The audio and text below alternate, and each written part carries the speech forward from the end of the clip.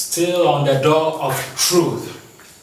Now, you will appreciate that your level of maturity represents what you know about God and how far you can go in the things of God.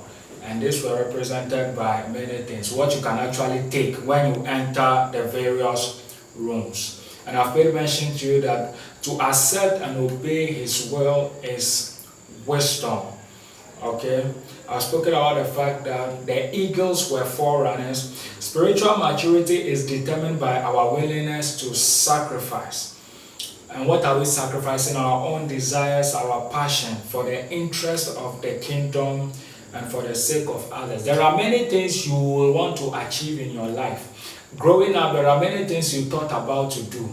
But you get to the level of spiritual maturity if you can say that, no, I want to do so and so for the sake of the kingdom.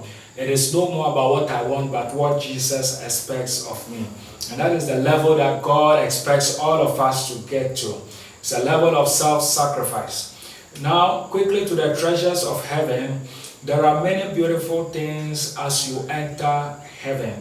And it is very, very fundamental that you know that there is a place where the judgment seat of God is. There are pearls about salvation. There are gems, all kinds of things that talk about our faith, the agony of Christ, and many, many other things that you will discover as a Christian as you advance in your life.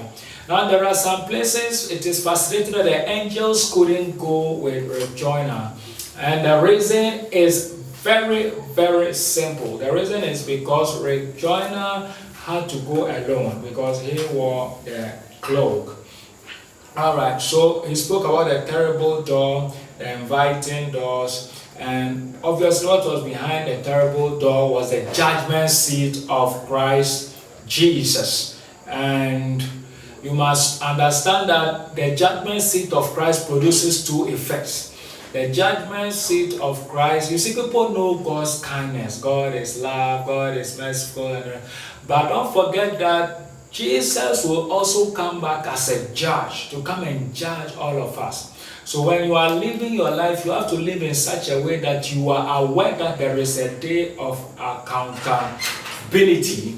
And I don't need you, and I don't want you to take it for granted that there is a judgment seat. So he entered into that particular room after much contemplation. It is not easy to be judged, much or less to be judged by God. And that is exactly what was happening to Rejoinder.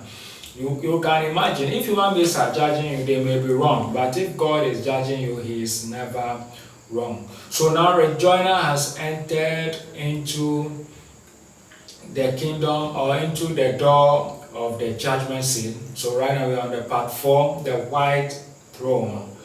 It is important to note that as we heal others. Thank you very much.